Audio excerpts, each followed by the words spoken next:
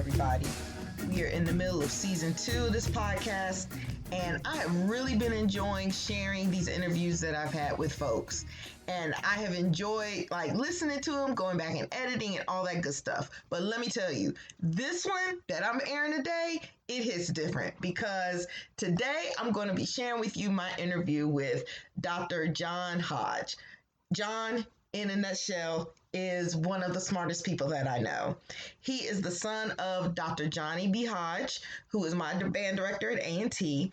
And although he technically did not march in an HBCU band, with him being the son of an HBCU band director, he was right there for everything.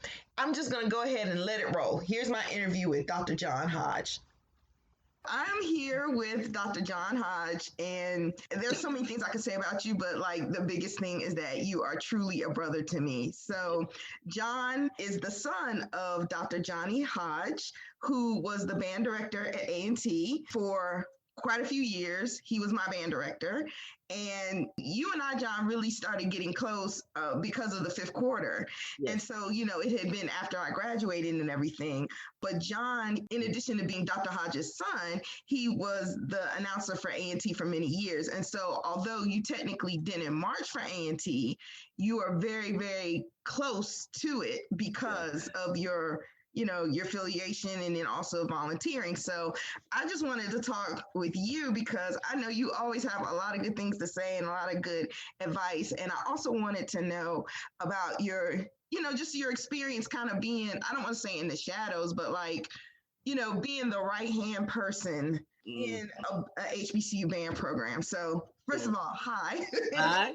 Great to see you. Great to see you. Yeah. So, we're talking, actually, it's on Christmas Eve and we're both quarantined in our own houses. And so we're going to get right into it. So John, tell me about growing up. I want to know really about your experiences being the child of a HBCU band director and what that was like. Wow. Well, great question, first of all, and great to be here with you on Christmas Eve. It's like being with family, right? Yes. Because I call you baby sis. I mean, this is like a family event to me. Growing up, the earliest memories of A&T's band would be from 1972. I think I was 5 years old, and that was the year before Mr. Carlson, Walter Carlson, actually hired my dad to be his assistant in 1973. So I literally grew up around marching band. My dad's a band director. My mom was a chorus teacher. A lot of people don't know that. So there were two music majors from North Carolina Central. And so being around an HBCU band and a band director, I don't separate band from family and life. It kind of was a part of life. So it was nothing for me to leave my elementary school and walk to A&T and watch somebody's senior recital. I remember seeing kids do their senior recitals in music. And so it's a lot of fun. There was some pressure with regard to music because my parents were musicians. So I sort of rebelled and went into sports. A lot of people don't know that about me, but I was a really, really a very intense athlete and I went to A&T, but I went on an athletic scholarship. So I loved music, but I didn't want to be a part of the whole band scene because there's just a lot of pressure. I mean, you can understand that. So, yeah. So I was, of course, my dad too, and my mom and my dad kind of forced me into the band world my freshman year. Up until 85, the band announcer was a legendary musician and speaker, Turner Battle. His name is TB. A lot of people around A&T know TB. He's a brilliant musician, and you could not top him in terms of announcing because he would interact with the audience in a way that made them laugh. Well, I think TB had some gigs. He was really pursuing his music, and he was doing the announcing thing as a favor for A&T and for my dad. So one day before the first game of the year in 1985, Dad said, "You got to come to Winston-Salem's game." I was going to go to the game anyway. He's like, "You got to announce." I said, what do you mean announce? He's like, nah, you got to announce because TB can't be there. I said, I don't really want to do it. I don't give a damn what you want to do. You got to announce. You got to announce, right? So that was my first time announcing. And back then, I mean, Winston-Salem State versus A&T, that was like a really big game. And in my first announcing gig, the person who wrote my introduction was a guy named Jimmy Wright, former drum major, music major, saxophone player from South Carolina. And I think I said something like, this is radio station WAFUNK, better known as Aggie Funk, something like that, right? I sucked. I was the worst announcer. That was my worst job ever, like as an announcer, that game. But over the years, I became better at it. I learned from watching other announcers that whatever you say is true to your audience. So use that. And the audience is really looking or listening for the announcer for direction. So give a round of applause, that kind of thing. And that took a few years to learn. But over the years, I think I got better at that part. I never thought I had the voice for it, but I enjoyed it. So literally, I grew up from 5 years old till my 40s. I was involved in band in some way. Oh, wow. Okay. So, but you know how to play instruments. Like I know you play clarinet, right? I did. I played in symphonic band at A&T, and I played clarinet coming up. I think I got my first horn in the 4th grade. Okay. So I played from 4th grade. I played through I was a drum major in high school. A lot of people don't know that. I was absolutely not. I had no idea. Yeah, I was a drum major for 1 year at So you went to Dudley Senior High School. Huge tradition in marching band, in the marching band world, especially in North Carolina. And I played when I got heavily into sports. Then the fall was taken up, so I couldn't be drum major anymore. So I played in concert and symphonic bands at Dudley. So I mean, it was a part of my life forever. So you did track. That was your main sport. Track, played some football, actually played basketball. I was a 3-sport athlete. Oh wow. Yeah. I just keep thinking of you, like I associate like you with track, and then I also associate your mom teaching business. Yeah.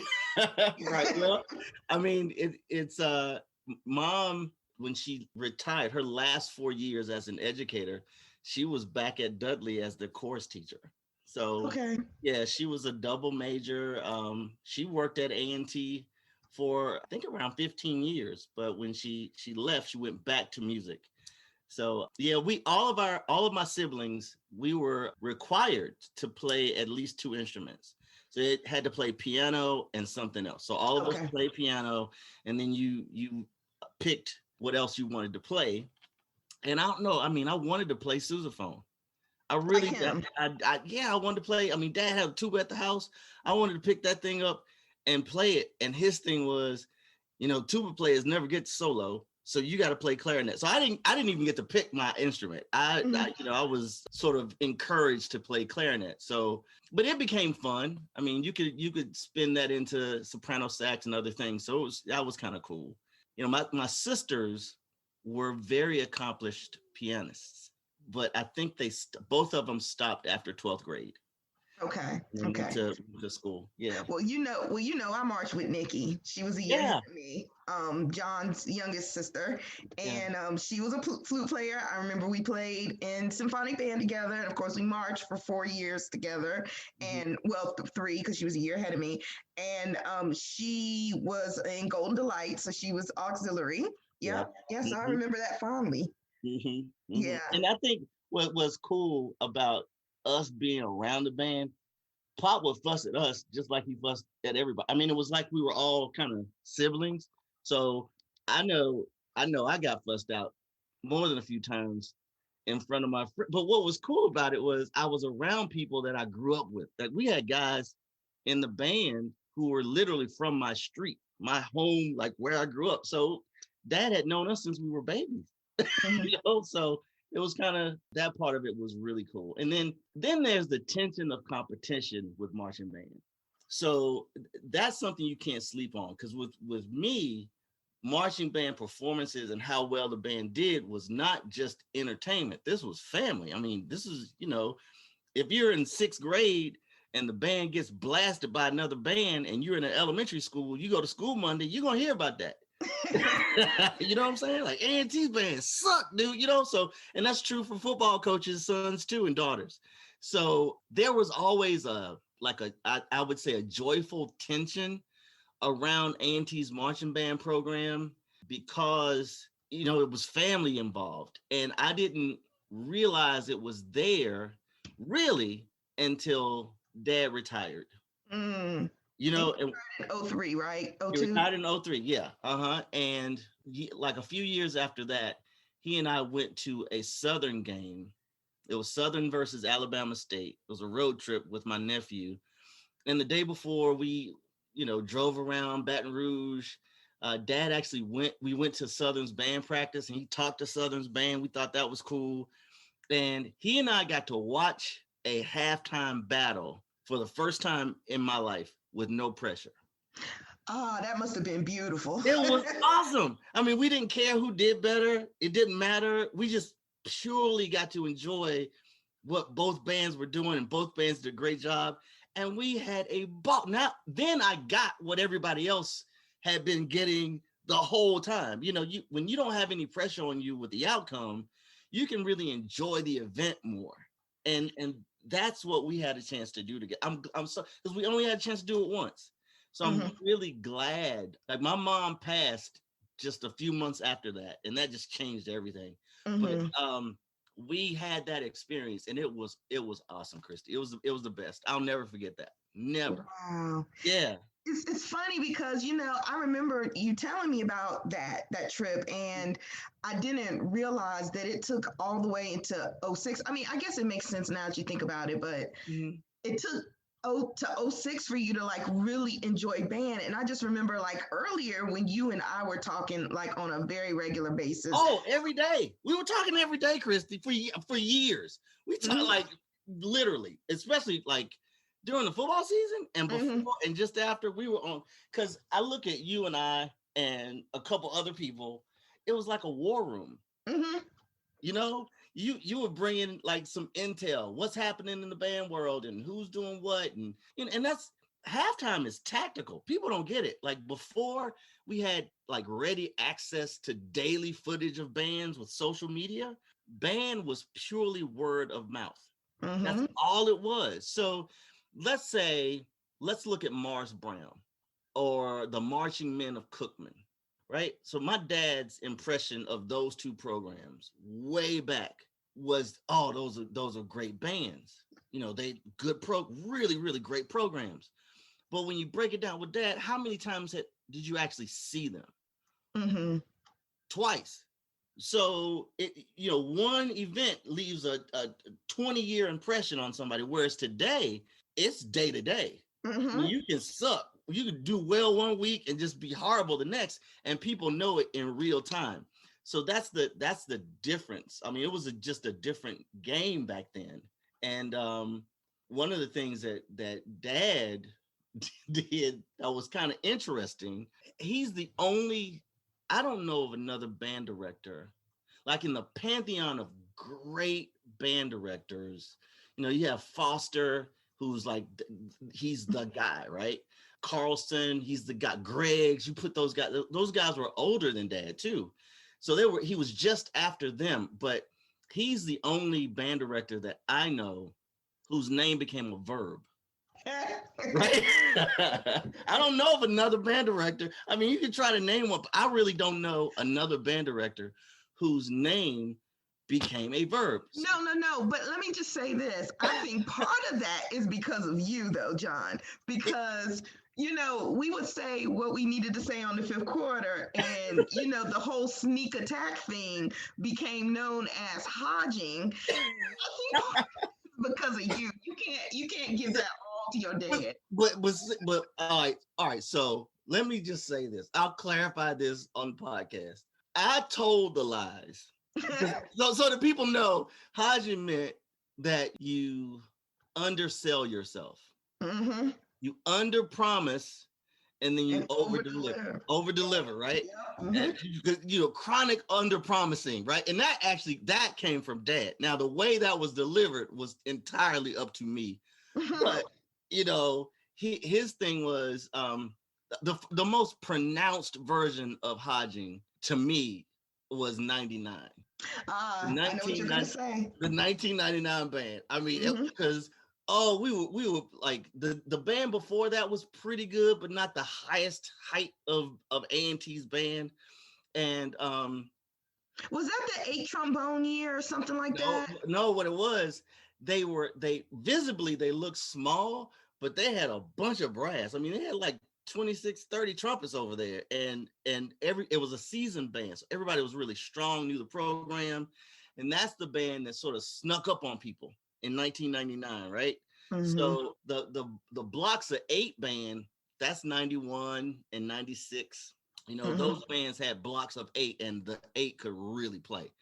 But 99 was pretty large in terms of brass, and they would just smack you with sound. But before the season started, before anybody saw us, we made up this thing on the 5th quarter where there was discontent in the program and people were quitting, and we didn't know what we were going to do, and we might not be able to make the trip to Norfolk State, and just I'm not sure. I just don't know if we're going to make it through this.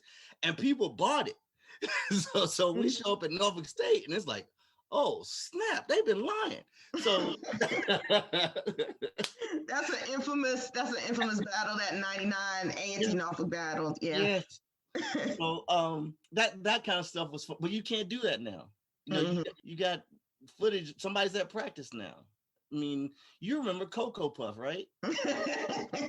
Does Cocoa Puff happen today? What do you think? Well, no, I was gonna say, like, we got to give people a little background on Cocoa Puff, and I have to say that Cocoa Puff, he's a buddy of mine. His name's Javante, and I wasn't gonna say that. I was not. That's okay, because you know what? I'll probably be talking to Javante on this podcast before it's all over with. Okay. But you know, he's a good sport. I'm gonna say that he was drum major at North Carolina Central at the time, and a good one. And a good one. I will give him that. Yes. Yes. Okay, so you go ahead and kind of, because you have a good way of like saying it. All right. So Cocoa Puff was on the 5th quarter, and he spoke ill of A&T and what they were gonna do and what Central was gonna do. And see, here's a part that I don't know if people know. My mom and dad loved North Carolina Central. I mean, like deep. So they took joy when Central would win the game. Nobody knows that part. Right?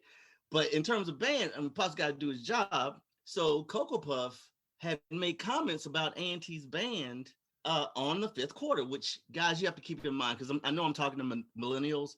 We didn't have the access to content that you guys have today. So what Cocoa Puff did not know is it was either me or Blue or Tori Cersei. I don't know who did it, but somebody handed Dad what Cocoa Puff said, and Blue and Dad read it to the band that day. Right? This is during band camp. They read it to the band as sort of like a motivation type, because these kids are not on scholarship. They're in band because they want to be in a band. There's, the budget doesn't compare to other programs. At least it did not then, because A&T primarily academics, it's the band. If you create a program there, it took some real skill, I think, in terms of recruiting and building. So that afternoon, guess who comes to A&T's band practice? Cocoa Puff. He shows up. And he became the focal point of the practice. It was like people were saying, oh, this guy has talked junk about us. Now, to his credit, Cocoa Puff had no idea we had read his comments to the band that day. And he shows up at the band room after practice, and his frat brothers encouraged him to stand in this one position, and A&T's entire brass section blew what became the downfield, I think, waiting on the night. Waiting for tonight, yeah. At him as aggressively as they could. And I was in the middle of the circle recording the whole thing. Oh, and that's some good band folklore right there. Oh my gosh. Oof. that was intense. That was Yeah. intense. Yeah, So but I always wanted to know with Doc being a Central alum, but he's working and he's playing for his rival, like how he felt about that. Because, of course you want to do good at your job, but then, yeah, sometimes it's at the detriment of your alma mater and you don't, I don't know. I feel like I would be conflicted.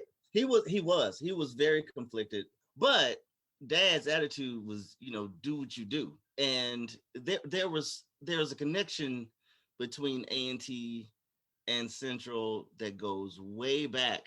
There's so many stories I could tell, but one in particular, when Dad was in high school in Henderson, the center of the band universe was A&T marching band. It just was. And Walter Carlson was the band director, and he was the guy. I mean, brilliant band director and well known, and just built a monster of a program. Well, A&T would have these festivals where high school kids or high school bands would from around the state would come to A&T and play. And Dad was in one of the high schools that came to A&T and performed. And on one of those days, he met Walter Carlson, who he says to Mr. Carlson, I want to work for you one day. Like, just out of he was just so enamored with Mr. Carlson. And on that day, Mr. Carlson says, well, you keep working hard, you might get here. Now, I know Mr. Carlson did not recall that, but to my dad, that was everything, right? Mm-hmm. Well, Mr. Carlson had an assistant at the time named Richard Jones. And Richard Jones became the band director at Central. So Dad went to Central under Mr. Jones, who used to work for Mr. Carlson. So it was all still connected, right? You remember that post a long time ago? Mm-hmm. I wrote about Family Tree of Music. Yeah. Mm-hmm. You take a band director and just look at all the people who studied under that band director, and you begin to see that we're all sort of connected, right? Right. So Dad didn't, he loved A&T too, but Central was home. That was where he graduated. So he wanted to see that program do well. He was a fan of Mr. Reed when he was there, right? He wanted to see that young man do really well as a band director. So he was conflicted, but there was no doubt that he wanted his band to be the best on the day they faced each other. Period. Right. So you and I could really talk for hours about this, but I want to kind of shift direction a little bit and talk about like the trips you went on. So, with being the announcer and everything, being like on the staff, what were some of the more memorable trips that you remember attending? Oh my gosh. All right. So there's some classical trips where I think the St. Petersburg Drum Major for Justice parades come to mind, because those were events that happened in January of the year, so it was kind of off season. And during those trips, I think A&T's band grew and learned a lot about itself and about what years were those? out there. We went in 1986. We went again so that actually would have been winter 87. So the 86 band went to the Drum Major for Justice Parade in January of 87.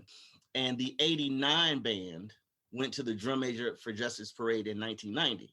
But those were two really good bands from A&T. And in the 86 campaign, we were there with Bethune-Cookman and Texas Southern. Now, keep in mind, we had never seen any video footage of them. We had heard about them, but it was all word of mouth. I mean, you had no internet. The internet did not exist. So we're at this area where the marching bands are having lunch, right? You're supposed to show up with your band, have lunch before the main event. This is after the parade, right? Mm-hmm. Now, you remember A&T was notorious for blowing on people. Why don't you explain what that means? Because do people even know what that means anymore? Do bands? Well, I mean, I'm going to say that they do. Like, most people are affiliated with HBCU band programs in some way. But I mean, you can always illustrate things so well. So I'll let you describe it. Blowing on people is like, it's like a really big hello. with all of your brass, and you just want to say, "Hey, just want you to know I'm here, and I have intentions on this outcome, right?" So it's when another band gets in concert formation, and as another band arrives or passes, they just unleash some sort of fanfare with all of their sound and just, you know, announce themselves. Well, the first time that I can remember A&T being blown on, where it's like, "Woo, that was effective." 1986, we're showing up for a little lunch part, and our 4 or 5 buses drive up, and Texas Southern sees us. And the band director at the time, Ben Butler, who's a great band director, by the way, right? So they see us, and we're lined up perfectly, right? Like the buses are one behind the other. So Texas Southern gets in concert formation right outside the buses. They're in concert, so they're blowing against a bus wall. And as soon as we open the doors, whoa, they just unleashed. Just wow. It was like, wow. You could feel the buses vibrate. My dad looks at me, and I wish I could repeat what he said because it's a real compliment. but it would be a pretty serious curse word. So I'm not going to say it. But he was impressed by what they did. I can imagine. Yeah. So that became part of the arsenal. Like, okay, that's a good tactic. Now, in terms of the band performance that day, I thought A&T was the best band there. And you know, I'm pretty objective. Like, I'll criticize A&T. I will do it. That day, I thought in terms of performance, but in that harsh sound, I think some people call it the SWAC sound. I like that. I really do. I love that sound. It's like if a MEAC band hugs you with their sound, a SWAC sound smacks you in the face. And so when we got off those buses, I felt like Texas Southern smacked us in it was like pow, like woo, man. So A&T soon after gets a young arranger from the SWAC, whose dad was a higher ed administrator, Dr. Handy. His son's Kevin Caesar Handy, who happened to be a really good arranger. And so when you heard A&T sort of shift to a more harsh sound, the architect of that harshness was Caesar. And people don't really know about him like they should. I think he really did bring an interesting element to A&T's band world. I think people of a certain age will know. Like if certain age range will know. But I think if you march probably late 90s on, you may not know about him. But I mean, he definitely was a presence when I was marching. And I know that the people that were like around your age would know. I'm thinking. Sure. And see, with him being that he influenced other arrangers who did not copy him, but he influenced them, like Aaron Campbell, Tori Searcy, David Edgerton, Dave Blatt. I mean, these guys were influenced by that. So you will hear a little bit of it in some of those arrangements. But I like the harshness. That's a thing with me. Like if you can play a good ballad and then smack somebody in the face, that's great. You know. So. But yeah. So what other trips do you remember when we played Southern? I do. Boy, that was so much fun. 1994. Of course, Southern knows nothing about us. That is, they maybe heard about A&T, but maybe not. Sort of, kinda. And I remember I introduced, like, this is so interesting. But the summer before that game, one of my best friends was stationed in that area. He was with ROTC at Tulane. So I go to Southern University's band room to meet Dr. Greggs. He was not in, but I left him an A&T t-shirt. Now, back then, that was like a big deal. It's like somebody from all the way up there came down. I didn't come there just to go to Southern. But since I was in town, I thought, let me just drop by a band t-shirt. Well, that became like a point of conversation between Dad and Dr. Greggs, whose personalities were somewhat similar in that they were very confident. They were very, very confident alpha men. I will say that. And had a lot of respect for each other. Dr. Greggs was older, but Pop was super confident. So the first scene, like if this is a movie, the first scene is Southern University is in concert formation, warming up, doing their thing. A&T is about half a block away. Now, Southern is facing a wall, and A&T is just beyond the wall. So they're in this nice little cut, and A&T blows SU's favorite fanfare. At them. Now here's the deal. Best way to handle a bully is start the fight. Don't let the bully start the fight with you, right? You go ahead and go for it. So A&T, again, now, really, like to compare the two in terms of, at that time especially, being well-known, Southern's band much more well-known than A&T at the time, right? Famous. I mean, everybody, we love Southern. Everybody they were on TV every year. Every year on TV, lots of pub. Remember the '86 Band Fest from BET? You know, they're playing Frankie Beverly and Mays doing the circle drill. I mean, they were a rock star band, right? So, but the advantage we had was they had no clue who we were. None. There was nothing available about A&T really. But that old rule, remember? Old school guys, like they'll see a program one or two times and that'll be an impression or make an impression on them. If Grambling and A&T in 1977 showed anything, is that A&T can play with anybody, right? Right. And that was sort of a reputation that A&T was resting on, what they did against Grambling, because they did really well. I mean, from what I've heard, a superior band at the time. So, but I don't think Dr. Greggs and his kids had seen much of A&T. So when we blew out, me and Jimmy Wright were standing in front of Southern's band. And we didn't know A&T was going to do that. We just heard the sound. And when the sound came, Christy, it came right up that alley like it was being funneled. And the Southern kids reacted like, oh, snap, right? They started like flexing and like, oh man. So they play it back. So I'm like, it's on now. So we go to the stadium and they play it first at the stadium. Then we play it back. And then after the game, we get in concert formation and blow like 8 or 9 songs. They got on the buses. They had to get to dinner and get settled. But I felt like on that day, our kids in the band felt as if they could play with anybody. And I will tell you, as a member of that band, I definitely felt like that. I mean, there were some tense times that weekend because it was the Circle City Classic, and I remember we were getting lunch during one of those days. Like I think they fed us and then they fed them or something like that, and so we didn't have to like be in close proximity with each other, but I just remember it being just a tense weekend. It was fun. Sure.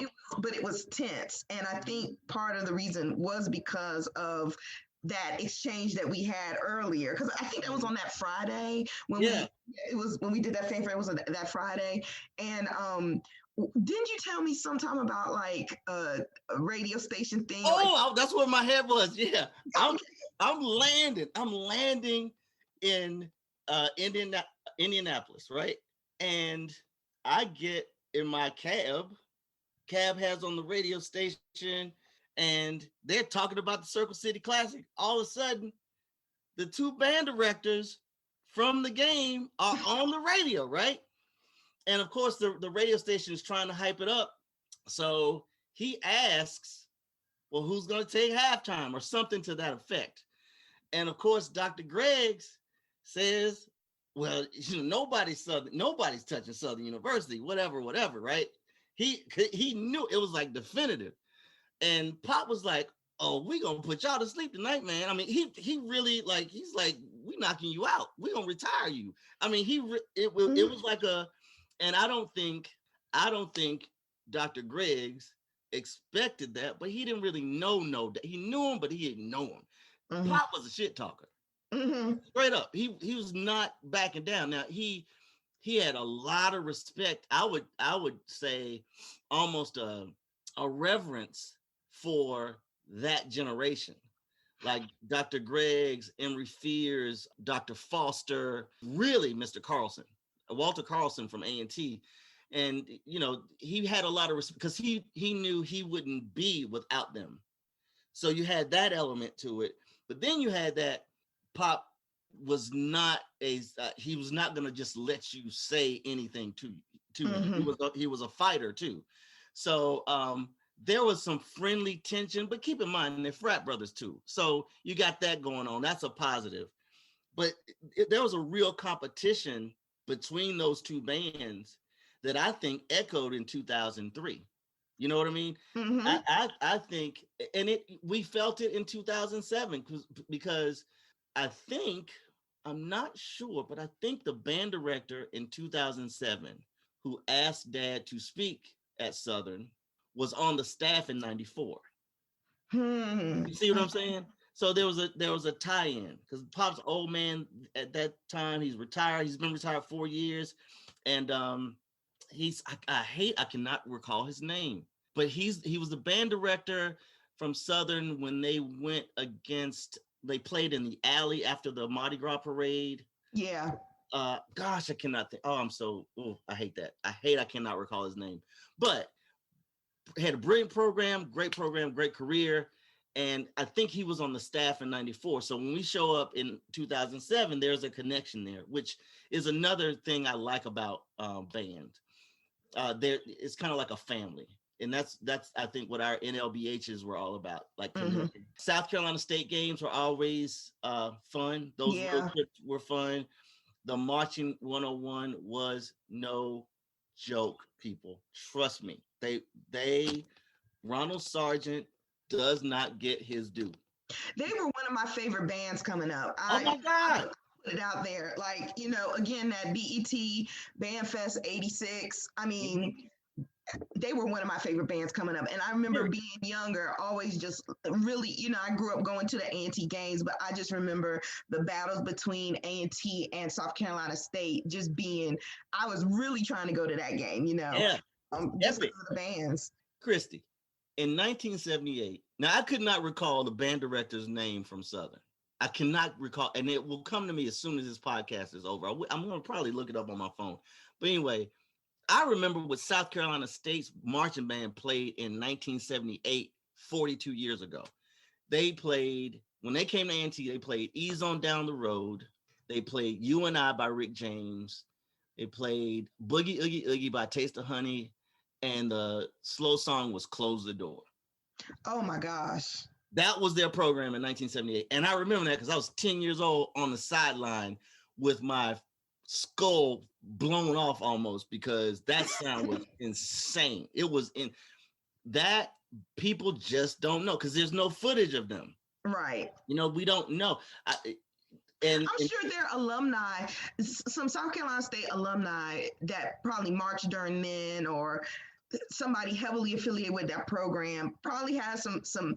I don't even know it was VHS. Maybe it was like reel to reel footage.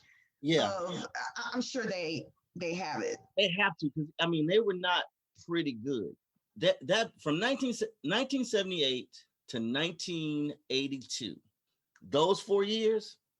I would put those 4 years of South Carolina State up against any band program, period. I do not care. I don't care who it is or when. Right. I don't care.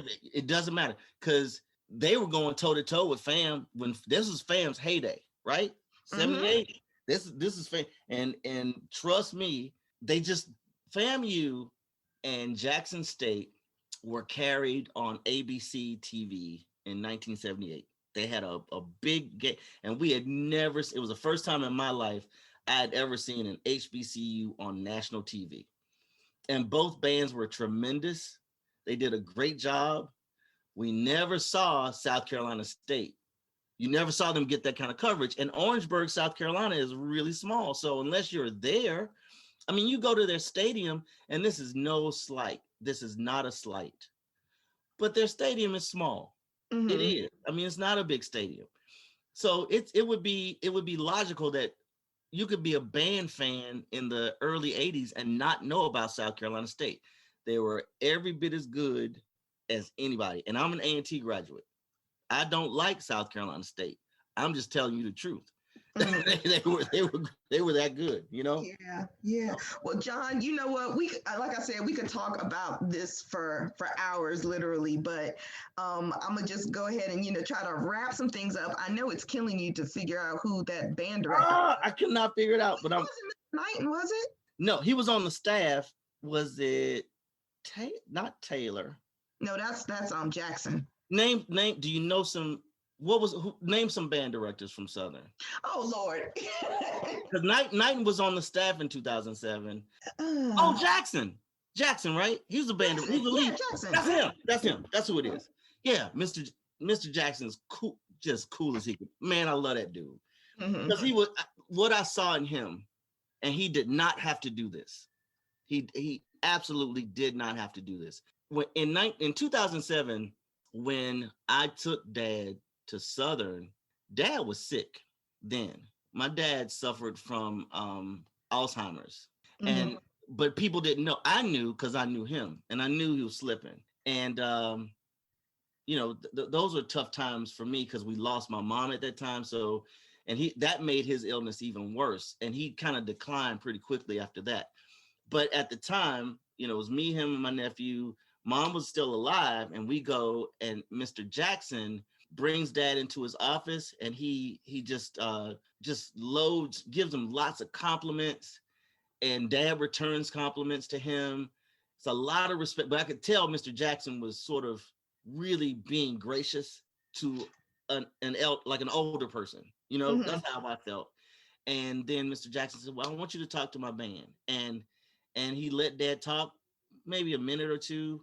But it meant so much to us as a family. I wanted to, I hope he listens to this, because that was before we started this podcast today. I was telling you about that, I think, or during it maybe, about that day, where that day meant so much because it was the first time that Dad and I had a band experience with no pressure, just relax. The time before that I can recall, Christy, is 1976 at the Bicentennial Parade. And I think I was 9. I was in the 4th grade. That was no pressure. That's when Cardozo's high school marching band was the best band in the parade, and there were college bands in that parade. I'm not going to start an argument and say which colleges. Cardozo was a beast, boy. And Eastern High School, DC had a lot of talent. Bring me back. Let's talk about feeders. Okay. Let's do that. I'll bring you back. Definitely. All right, let's do that. Yeah, let's go ahead and close this out. So, do you have any parting words, or anything you want to leave with, or anything that's just on your heart right now? Oh my heart. Well, I love you. What you've meant to the marching band world. I don't think you realize it, but you started something special that we still feel today.